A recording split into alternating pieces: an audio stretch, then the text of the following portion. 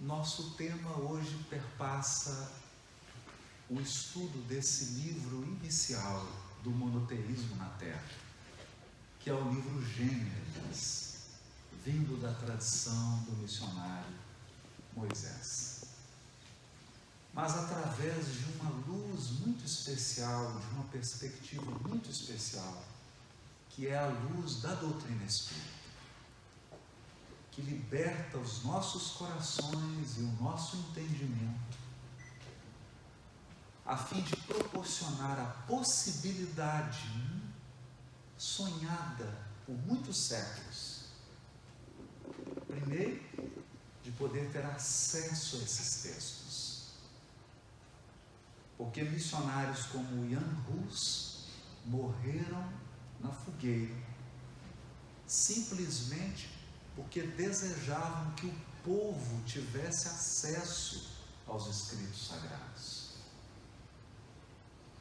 E mesmo depois de ter acesso a esses escritos, pelo fato de eles estarem narrados numa linguagem simbólica, rica em metáforas, nem sempre a mente popular pôde extrair a essência espiritual que está encerrada, enclausurada nesses textos.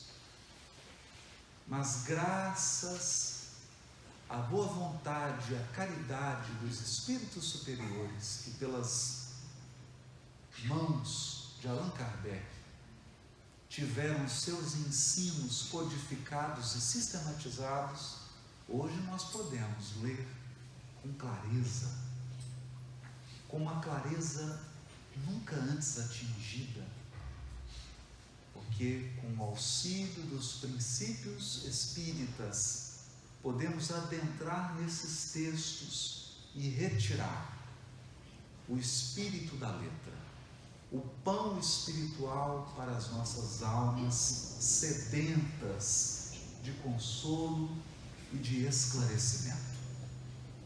Almas sedentas do alimento capaz de sustentá-las na jornada espiritual do próprio aperfeiçoamento íntimo. Dizem que o povo é retratado na sua literatura. E qual de nós poderá abrir as poesias de um Fernando Pessoa e não sentirá a alma do povo português? A literatura é capaz de evocar a alma de um povo. E não foi de outro modo na Grécia Antiga. Todos os monumentos, toda a arquitetura, toda a cultura do povo grego retirou a sua vitalidade do poeta Homero e de Hesíodo. O trabalho dos dias, a teogonia de Hesíodo, apresentou ao mundo os deuses gregos. Homero, com suas duas grandiosas obras, Ilíada e Odisseia, fundamentou toda uma cultura que encantou e influenciou o Império Romano, a ponto de podermos dizer, sem medo de errar, que o mundo ocidental está alicerçado nessas três grandiosas obras: Teogonia, Ilíada e Odisseia. Se é assim no que diz respeito à cultura pagã do mundo ocidental, nós também precisamos acentuar, destacar, que o monoteísmo nasce também do esforço de missionários espirituais que encarnam em um período muito específico da história humana, enviados pelo governador espiritual do nosso orbe. E é através da literatura que eles perpetuarão seus nomes na história. E é através da literatura que eles deixarão gravados para as futuras gerações todo um acervo de conquistas espirituais. Conquistas espirituais adquiridas ao custo de muito trabalho, de muitas lágrimas, de muitos testemunhos, porque ao mesmo tempo em que eles encarnavam com uma missão específica de orientar o povo para a ideia monoteísta, eles também resgatavam antigos débitos espirituais adquiridos em terras longínquas. Assim, trabalhando pela divulgação da ideia de Deus único, resgatavam escabrosos débitos e teciam com suor e lágrimas a primeira revelação, aquela que implantava no espírito humano, no coração dos encarnados da terra, a ideia aparentemente singela, a ideia de que há um só Criador, um Deus todo-poderoso, de cujas mãos, em sentido metafórico, surgem todos os mundos e todos os seres da criação infinita. Estava gravado para sempre no espírito humano, através dessas páginas antigas, a revelação do Deus Criador. E por trás da ideia do Deus Criador, a ideia do Deus único ou Deus uno, a unidade de Deus, que significa que há uma só lei, a lei natural e a lei moral, que é a mesma lei que rege a intimidade dos átomos, é a lei que rege as consciências espirituais. Os mesmos princípios, as mesmas regras. Por quê? Porque o autor de todas as coisas é o Deus Todo-Poderoso. O único autor que imprime em toda a sua criação as marcas dos seus atributos divinos. Ele é todo-poderoso. Ele é único, imaterial, incorpóreo, soberanamente justo e bom. Mas há que se considerar um elemento fundamental. E nós já estamos no estágio evolutivo da humanidade em que essas coisas podem ser ditas abertamente. A primeira revelação chega ao mundo numa época em que os espíritos que aqui encarnavam estavam numa espécie de infância espiritual.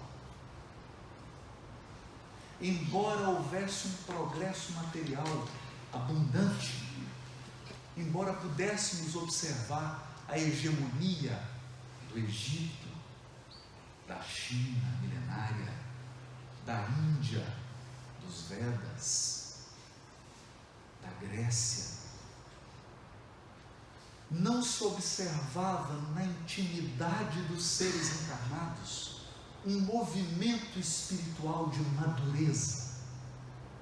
Éramos crianças no que diz respeito aos assuntos espirituais. E as crianças precisam ser tratadas de um modo muito especial. Há que ser destinada às crianças a pedagogia das crianças. E como as crianças não são capazes de lidar com elementos abstratos, é preciso falar de uma maneira concreta, tangível. É assim que a primeira revelação vem vazada, vem escrita, em uma linguagem quase material, uma linguagem tão concreta que nós abrimos o primeiro livro, Gênesis, vezes, e quase podemos tocar os símbolos. São símbolos criados por camponeses, criadores de ovelha, homens e mulheres rústicos que viviam nos campos. Não tinham diante dos seus olhos as grandes cidades de hoje. O que eles podiam observar eram os rios, o deserto pedregoso, as ovelhas, os campos, coisas simples. E desses elementos materiais e rústicos, construíram todo um conjunto de percepções.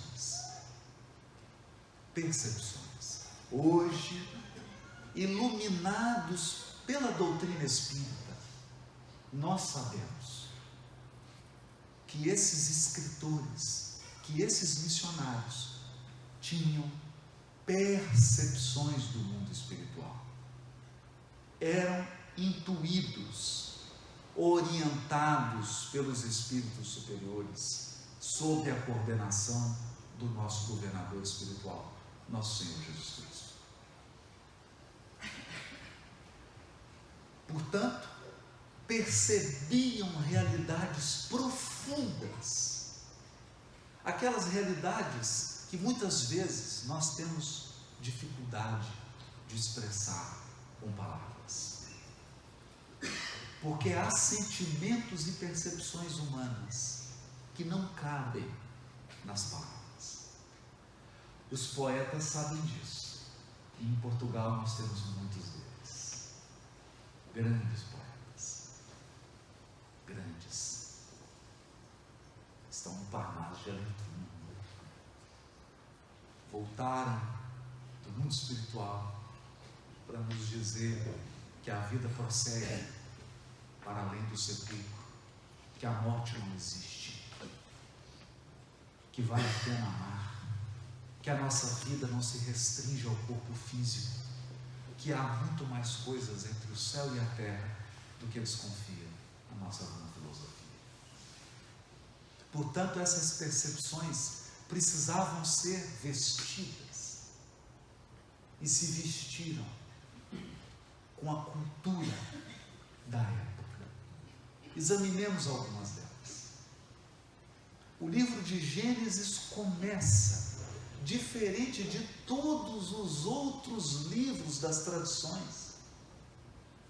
Se você abrir a Teogonia de Hesíodo, verá uma multidão de deuses.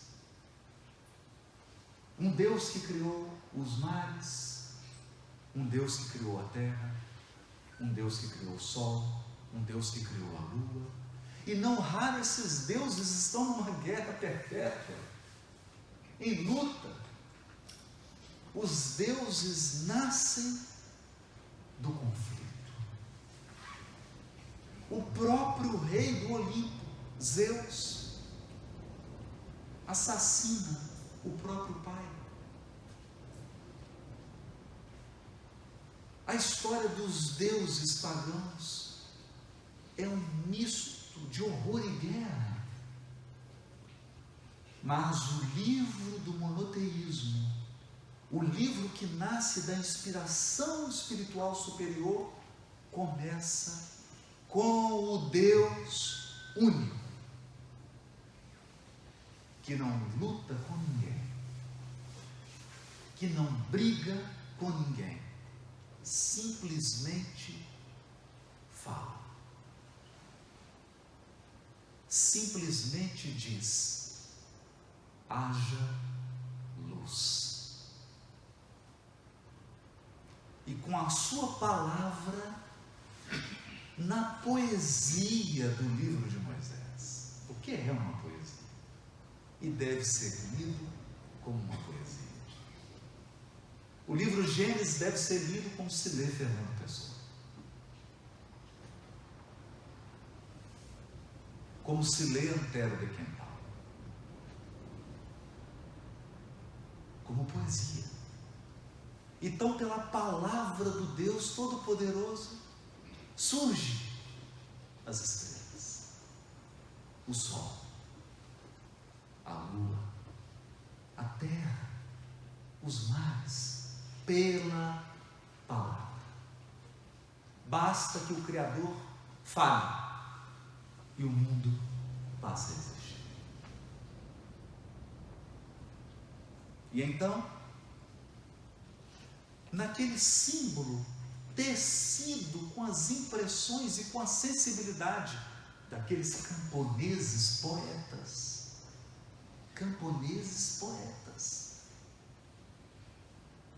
o ser humano, depois de toda a criação pronta, depois da terra, dos mares, do céu, das estrelas, do sol, das árvores, dos campos, dos animais, tomando dos elementos da terra, Deus forma, molda, como um oleiro faz com um vaso de argila, molda o corpo da espécie humana, a nos dar uma lição singela, mas espiritualmente profunda. Biologicamente, fisicamente, nós somos de barro. Somos pó. Viemos do pó e ao pó retornaremos. Se você quiser dizer isso com a linguagem da ciência de hoje, poderá dizer que o corpo humano é feito de hidrogênio, de oxigênio, de carbono e de nitrogênio, os 4 elementos químicos principais na composição do corpo humano. E que tão logo morremos, nosso corpo físico se decompõe nesses mesmos elementos. Ou talvez você poderá dizer a mesma coisa com a linguagem da ciência de hoje. Poderá dizer que o oxigênio nós recebemos gratuitamente. O hidrogênio, gratuitamente. O carbono está presente abundantemente. Mas a nossa grande luta é pelo nitrogênio. Esse sim. O elemento fundamental de todas as proteínas. Não há uma sequer das proteínas fundamentais, dos compostos químicos essenciais, que não tenha presente o elemento químico, nitrogênio. E é pelo nitrogênio que nós temos que suar, trabalhar.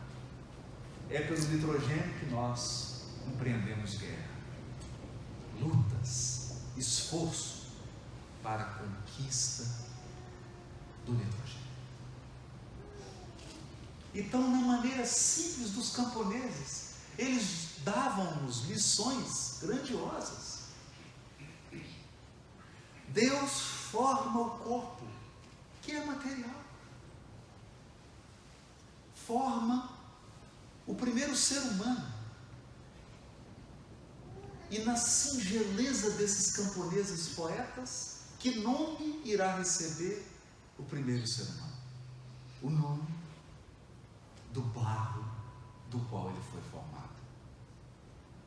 A terra era chamada de Adamá. E o primeiro ser humano é Adão, aquele que vem da Adamá, da terra, o terreno. A tradução em português mais perfeita deveria ser terreno. Ou, se você tiver um pendor mais místico, terráqueo. O terreno, aquele que vem da terra, para nos lembrar da fragilidade de um ser humano. Basta 24 horas sem água e você entra num estado de desidratação fatal.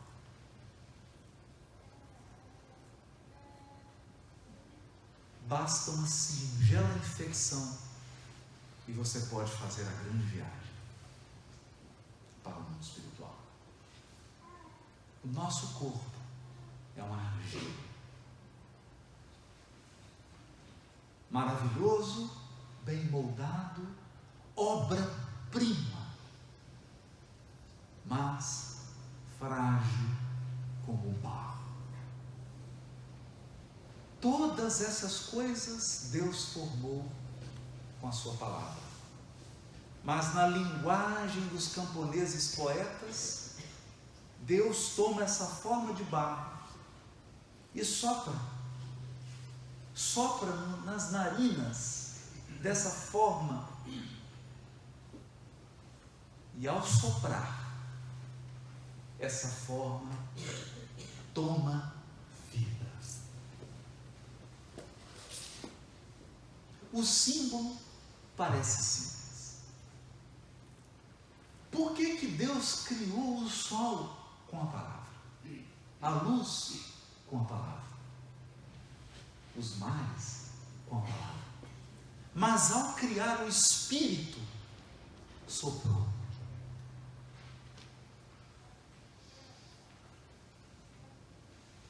Por quantas horas você é capaz de falar? Bom, alguns são mais faladores, outros menos.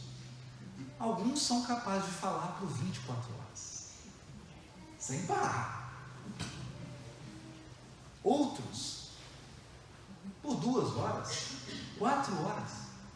Mas eu pergunto, por quanto tempo você é capaz de soprar? Pouco tempo. Talvez aquele que é capaz de permanecer 12 horas falando ininterruptamente, e geralmente mal dos outros, não é capaz de soprar por 1 minuto. Experimente. Experimente soprar ininterruptamente por 5 minutos. Quando a linguagem desses camponeses poetas diz que Deus soprou,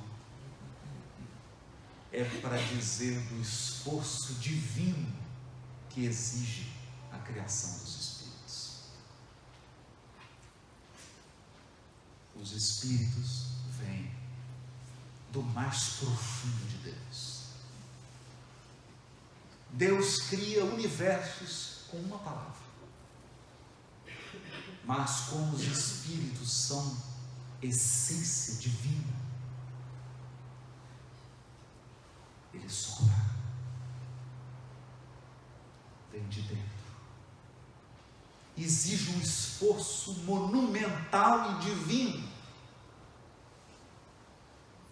a nos lembrar que nós, embora portadores de um corpo físico frágil e perecível, viemos da intimidade do próprio Deus. É o que dirá o Salmo: vós sois deuses, com D minúsculo, a nos recordar da nossa origem divina, da nossa essência divina. Os séculos transcorrerão até que venha a doutrina espírita para nos explicar essas revelações singelas que os camponeses tiveram. Virá a doutrina espírita e nos dirá: Deus cria a matéria e os mundos, mas cria também os seres inteligentes da criação, perfectíveis, não perfeitos, perfectíveis. A palavra é singela, mas profunda. Nós não fomos criados imperfeitos, fomos criados perfeitos em potencial, perfectíveis, com a missão do próprio aperfeiçoamento espiritual. E é em busca desse aperfeiçoamento espiritual que nós encarnamos múltiplas vezes, vivemos as mais variadas experiências. Por vezes, dirá Allan Kardec, no item 4 do livro Espiritismo, na sua expressão mais simples, por vezes escolhemos o caminho mais curto, que é o caminho do bem, mas outras vezes escolhemos o caminho mais longo, que é o caminho do mal, repleto de angústias e sofrimentos para as nossas almas, embora também rico de aprendizado e de aperfeiçoamento, porque todos os caminhos conduzem a Deus, os do bem e os do mal. Os do mal levam mais tempo, doem mais, provocam-nos angústias, dores indizíveis. Os caminhos do bem, por sua vez, sempre deixam um perfume sublime em nossas almas, sempre são curtos e diretos, objetivos e práticos. E é em se aperfeiçoando que nós nos aproximamos da divindade, porque Deus é a pureza perfeita, Deus é a luz suprema, é a inteligência suprema. Não há um ato de irracionalidade em Deus, tudo é sabedoria plena, e tudo em Deus é amor infinito, bondade infinita. À medida que nos aperfeiçoamos, progredimos também em inteligência e progredimos em sentimento. Nos depuramos, nos iluminamos e assim nos aproximamos da divindade. E uma vez próximos da divindade, dirá Kardec, no mesmo Espiritismo, na sua expressão mais simples, nos tornamos administradores dos mundos materiais. Porque a matéria é administrada pela inteligência, pelos seres inteligentes da criação. Lições singelas resgatadas pelo Espiritismo. Singelas, mas que podem ser vistas lá nos textos da tradição antiga do monoteísmo. No ato de soprar, nesse esforço gigantesco do Criador, a nos dizer que num corpo humano há uma parte perecível e frágil, por vezes angustiosamente frágil, mas há também uma essência divina que sobrevive à morte física. Uma essência divina que deve ser atendida nos seus interesses. E hoje, passados séculos e séculos da primeira revelação, nós olhamos os noticiários da América e do Velho Mundo e ficamos estarrecidos, porque a humanidade parece uma embarcação sem rumo. Os seres humanos estão absolutamente perdidos, abandonaram a bússola, o referencial espiritual das vidas humanas. Vivemos unicamente para atender às necessidades sem fim do nosso corpo perecível. Por que necessidade sem fim? Porque você toma água agora, para daqui a algum tempo voltar a ter uma sede terrível. Você almoça hoje e terá que almoçar amanhã.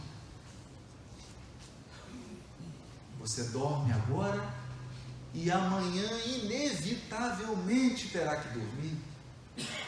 São necessidades sem fim.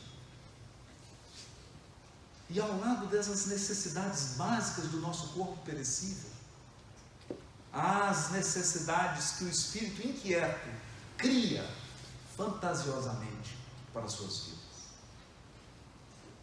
Necessidade de possuir, necessidade de reter, necessidade de controlar, necessidade de comandar. E assistimos agora o fim de um projeto, de um ambicioso projeto. Ambicioso projeto que teve seu ápice na Grécia Antiga, quando Deus foi retirado das cogitações humanas e foi colocado no centro dessas cogitações um ser humano. E o ser humano passou a ser a medida de todas as coisas. O Criador Todo-Poderoso foi relegado ao abandono. Os interesses espirituais foram esquecidos. E nós resolvemos adotar como parâmetro o homem, medida de todas as coisas. Olha para a civilização de hoje. Que tipo de medida um ser humano é capaz de oferecer? São tantos interesses, são tantas necessidades, são tantas culturas diferentes, são tantos modos de pensar diferentes, são tantos interesses inconfessáveis, provocando conflitos, atentados, mortes, guerras, sem falar na exploração do ser humano pelo próprio ser humano. Então, nesses momentos de tormenta, preditos pelos missionários do passado, preditos, porque sabiam que o caminho que tomávamos daria nesses resultados. Sabiam que esse caminho que nós havíamos escolhido nos levaria a esse naufrágio da civilização. Naufrágio por quê? Porque a vida, a própria vida humana, perde valor. E nesse momento de tormenta, surge a luz da revelação espiritual.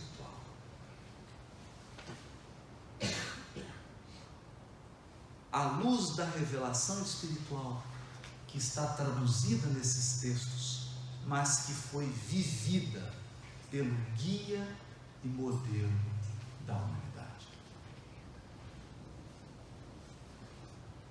Portanto, todos os textos da tradição apontam para um ser.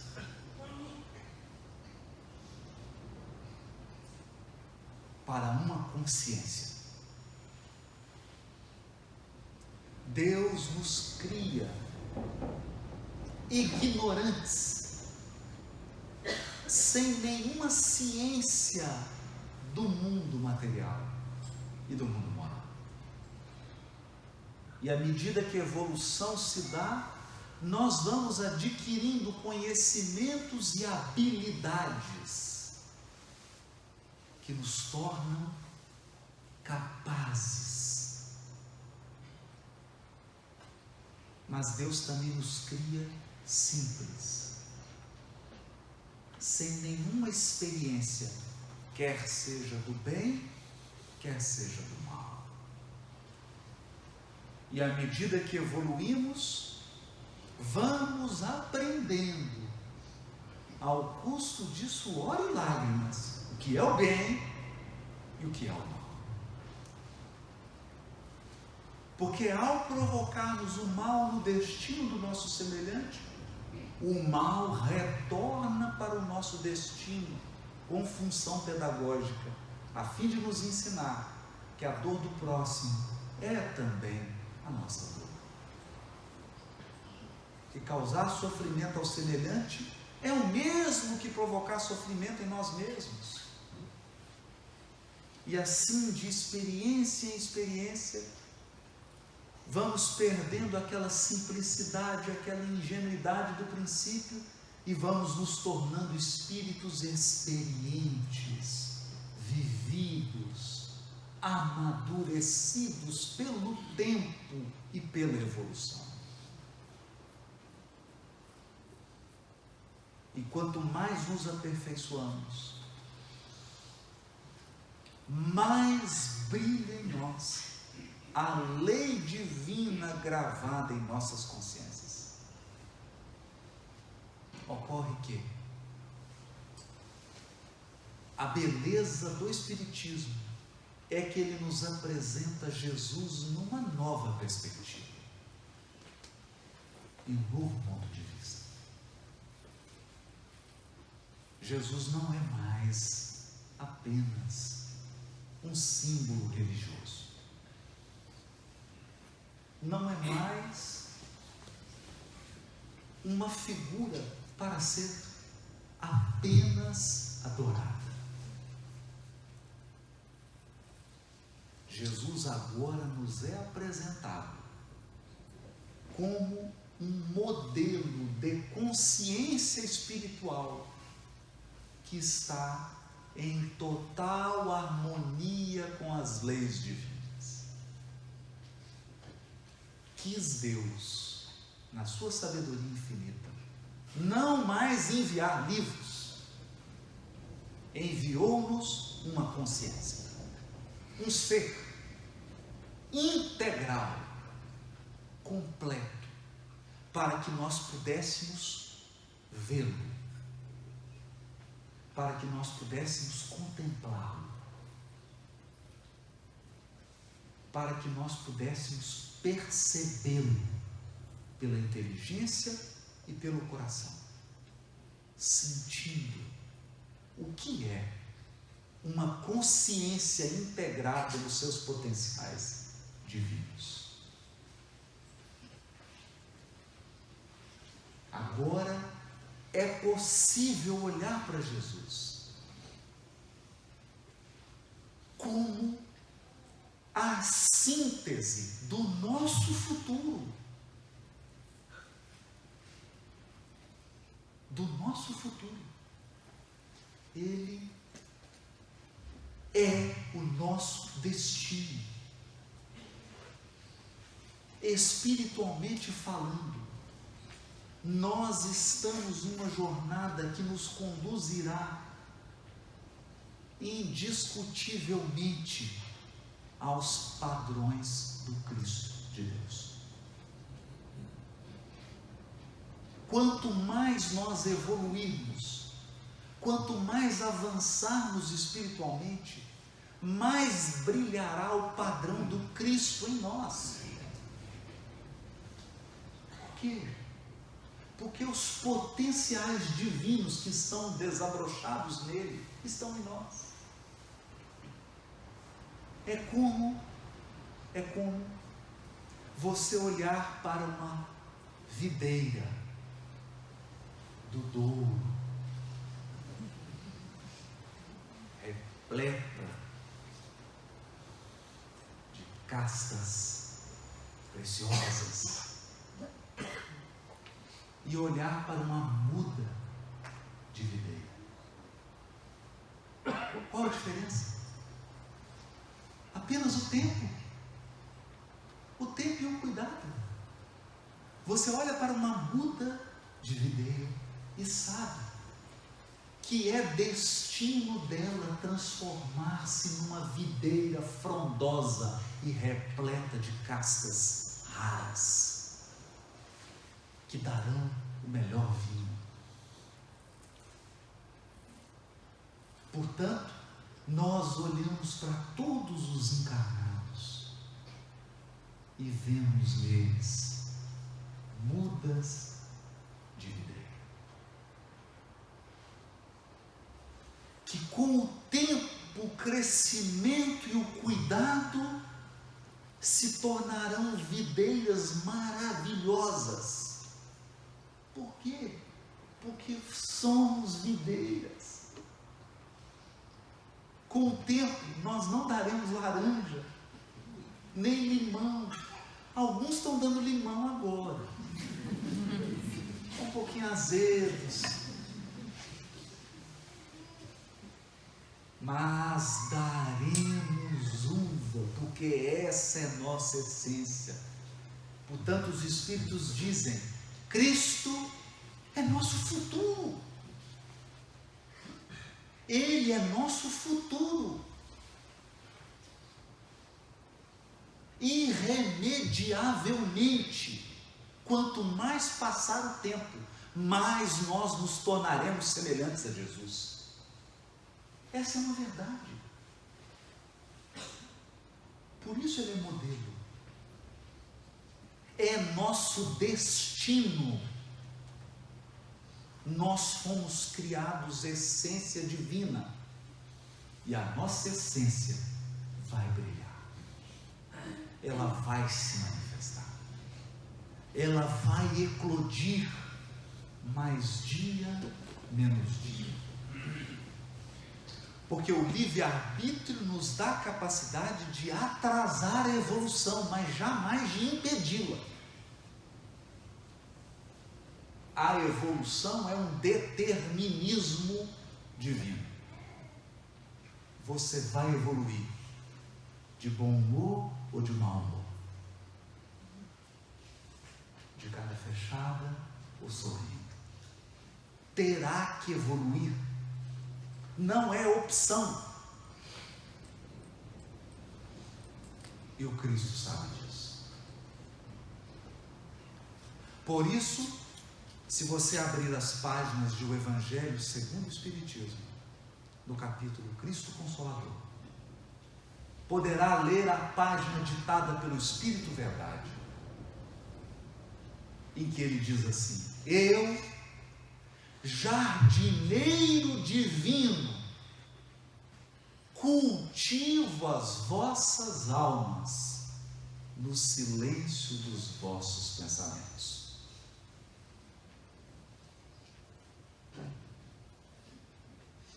Você quer ver isso de perto?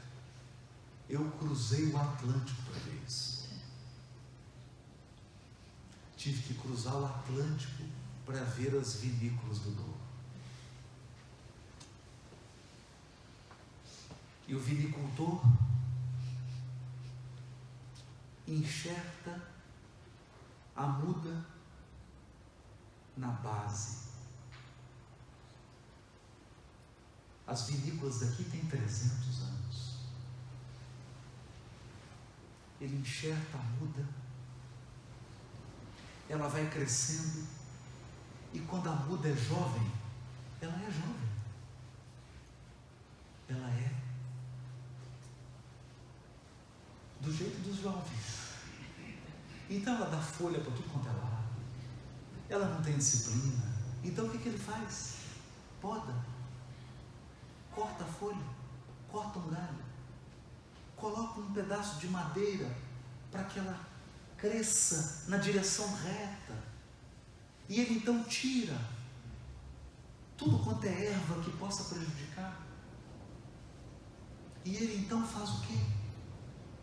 Uva boa é uva que sofre. Se você der muita água para a videira, só dá uva ruim. Se você der um clima tranquilo para a videira, não dá uva boa. Ela precisa de extremos. Frio e calor.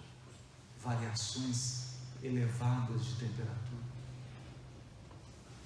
Solos difíceis. As videiras precisam de condições especiais para darem boas uvas. Sabe que condições são essas? Condições adversas. E o que um espírito precisa para brilhar?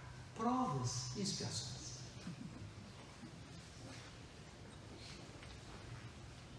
Provas e expiações. Se você deixar o ser humano só com condições boas, ele não dá nenhuma uva boa. Mas então, quando ele é submetido a diferenças de temperatura, a um solo ingrato, a pouca água, à solidão, ao medo, ao esforço, ao suor, às perdas, às lágrimas, às dores, então ele produz as uvas mais espetaculares e começa a cumprir seu destino. Aqueles camponeses já sabiam disso. Não foi por outra razão que Jesus disse assim: eu sou a videira verdadeira. Ele só não disse assim do douro.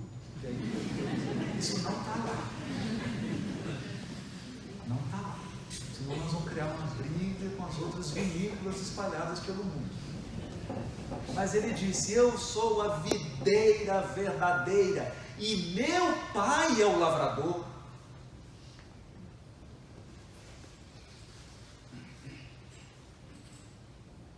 Qualquer vinicultor sabe interpretar isso. Porque esse é um símbolo vivo. Um vivo. Deus cultiva nossas almas. Faz podas. Tira água. Tira nutrientes. Coloca baixas temperaturas, altas temperaturas. Nós já fomos almas jovens. Hoje somos almas mais experientes. Quando você é uma alma mais experiente, você é uma alma mais cuidadosa, menos tola, mais sábia, mais prudente. E nós então vamos tendo contato com almas mais prudentes que as nossas. E eu então vejo, citando ele, a conversa do nosso querido amigo Alexandre de hoje, eu vejo videiras jovens e tolas ao lado de videiras velhas e experientes. Eu vejo Dom Diniz ao lado de Isabel Braga.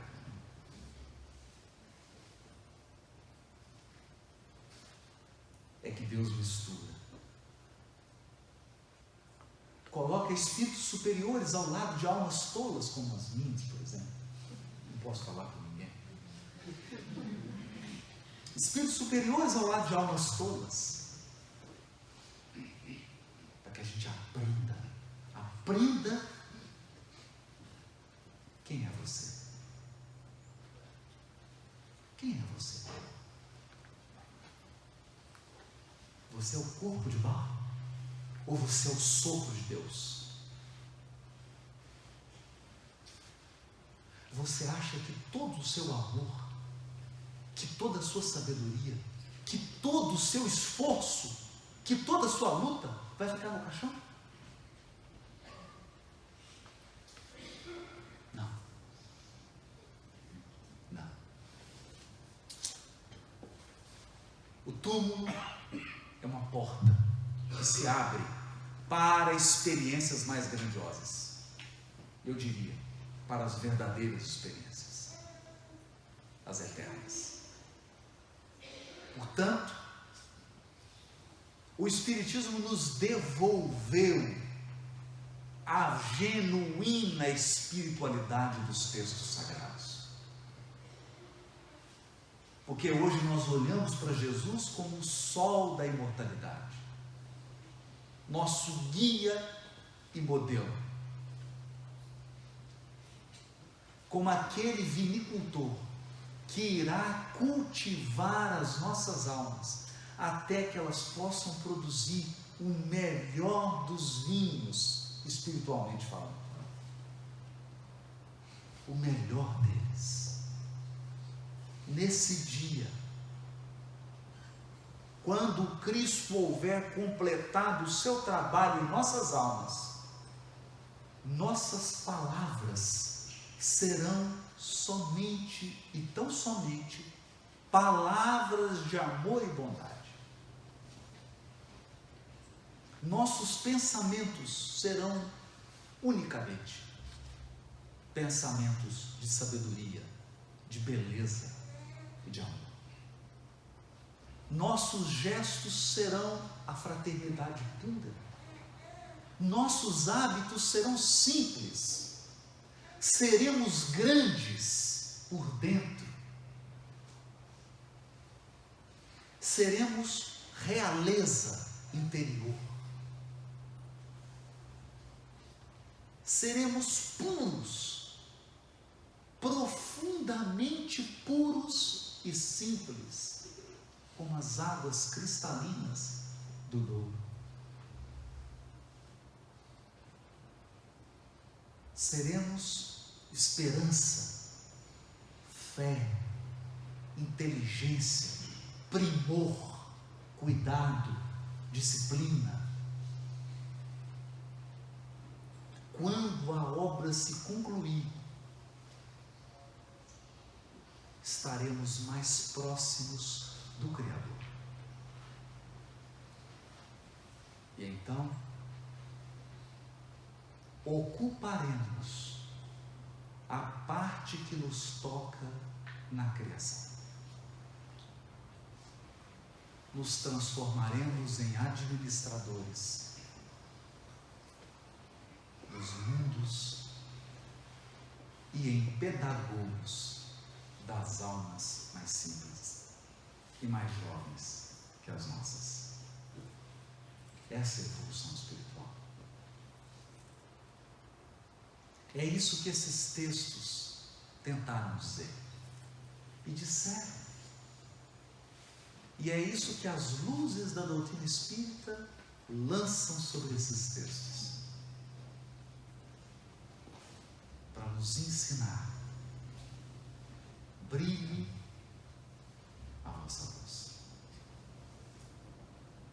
Como diz Emmanuel no capítulo 30 do livro Fonte Viva, porque nós também trazemos o gene da divindade. Deus está em nós, tanto quanto nós estamos em Deus. Educa e transformarás a animalidade em humanidade, a humanidade em angelitude. Educa. A obra do Cristo é uma obra eminentemente educativa. Não a educação formal das universidades, não a educação formal das escolas, a educação das almas. Das almas. E é nesse sentido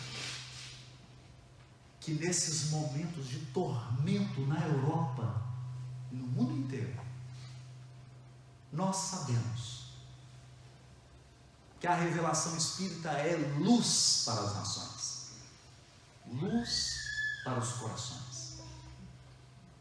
Não porque veio substituir as demais religiões, não.